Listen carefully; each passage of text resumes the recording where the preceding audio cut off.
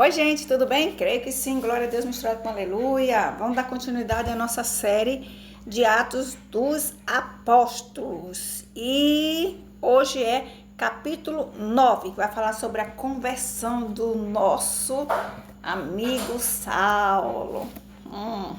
Vamos lá? Enquanto isso, Saulo ainda respirava ameaça de morte contra os discípulos do Senhor. Dirigindo-se ao sumo sacerdote, pediu-lhes cartas para as sinagogas de Damasco, de maneira que, caso encontrasse ali homens e mulheres que pertencessem ao caminho, com letra maiúscula, pudesse levá-los presos para Jerusalém. Em sua viagem, quando se aproximava de Damasco, de repente brilhou ao seu redor uma luz vinda do céu. Ele caiu por terra e ouviu uma voz que lhe dizia: Saulo, Saulo, por que você me persegue? Saulo perguntou: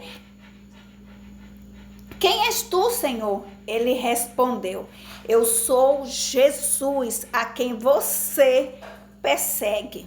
Levante-se, entre na cidade, olha aí, alguém lhe dirá o que você deve fazer. Os homens que viajavam com Saulo pararam emudecidos, ouviam a voz, mas não viam ninguém. Saulo levantou-se do chão e, abrindo os olhos, não conseguia ver nadinha. E os homens o levaram pela mão até Damasco. Por 3 dias ele esteve cego, não comeu e nem bebeu. Em Damasco havia um discípulo chamado Ananias. O Senhor o chamou numa visão: Ananias. Eis-me aqui, Senhor, respondeu ele. O Senhor lhe disse: vá à casa de Judas, na rua chamada Direita, e pergunte por um homem de Tarso chamado Saulo. Ele está orando. Numa visão viu um homem chamado Ananias chegar e impor-lhe as mãos para que voltasse a ver.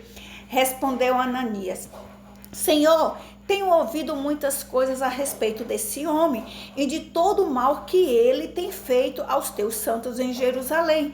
Ele chegou aqui com autorização do chefe dos sacerdotes para prender todos os que invocam o teu nome. Mas o Senhor disse a Ananias: vá, este homem é o meu instrumento escolhido para levar o meu nome perante os gentios e os seus reis e perante o povo de Israel. Mostrarei a ele o quanto deve sofrer pelo meu nome. Então Ananias foi e entrou na casa, pôs as mãos sobre Saulo e disse: Irmão Saulo, o Senhor Jesus lhe apareceu no caminho por onde você vinha. Enviou-me para que você, volte a ver, seja cheio do Espírito Santo. Imediatamente, algo como escamas caiu dos olhos de Saulo e ele passou a ver novamente. Levantando-se, foi batizado e depois de comer, recuperou as forças. Saulo passou vários dias com os discípulos em Damasco. Logo começou a pregar nas sinagogas que Jesus é o Filho de Deus. Todos os que ouviam ficavam perplexos e perguntavam: não é ele o homem que procurava destruir em Jerusalém aqueles que invocam este nome? E não veio para cá justamente para levá-los presos aos chefes dos sacerdotes? Todavia, Saulo se fortalecia cada vez mais e confundia os judeus que vinham em Damasco, demonstrando que Jesus é o Cristo. Decorrido muitos dias, os judeus decidiram de comum acordo matá-lo, mas Saulo ficou sabendo os planos deles. Dia e noite eles vigiavam as portas da cidade a fim de matá-lo, Saulo. Mas os seus discípulos os levaram de noite e o fizeram descer no cesto através de uma abertura na muralha. Quando chegou em Jerusalém, tentou reunir seus discípulos, mas todos estavam com medo dele, não acreditando que fosse realmente um discípulo. Então Barnabé o levou aos apóstolos e lhe contou como no caminho Saulo vira o Senhor Jesus. que lhe falava e como em Damasco ele havia pregado corajosamente em nome de Jesus. Assim, Saulo ficou com eles e andava com liberdade em Jerusalém, pregando corajosamente em nome do Senhor Jesus. Falava, discutia com os judeus de fala grega, mas este tentava matá-lo. Sabendo disso, os irmãos o levaram para Cesareia e enviaram para Tarso. A igreja passava por um período de paz em toda a Judéia, Galileia e Samaria. Ela se edificava, encorajada pelo Espírito Santo, crescia em número, vivendo no temor do Senhor. Viajando por toda parte, Pedro foi visitar os santos que viviam em Lida. Ali encontrou um paralítico chamado Enéas, que estava acamado fazia 8 anos. Olha aí. Disse-lhe Pedro: Enéas, Jesus Cristo vai curá-lo. Levante-se e arrume a sua cama. Ele se levantou imediatamente. Todos que viviam em Lida e Sarona o ouviram e se converteram ao Senhor. Em Jope havia uma discípula chamada Tabita, que em grego é Dorcas, que se dedicava a praticar boas novas e dar esmolas. Naqueles dias ela ficou doente e morreu, e seu corpo foi lavado e colocado num quarto do andar superior.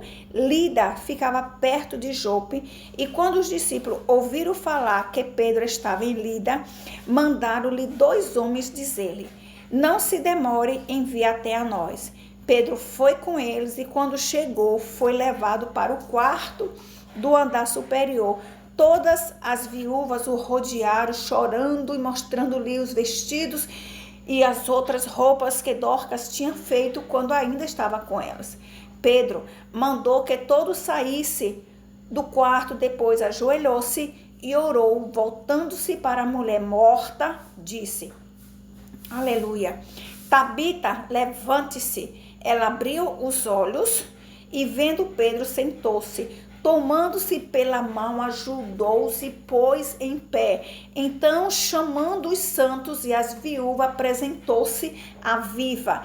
Este fato se tornou conhecido em toda a cidade de Jope, e muitos creram no Senhor.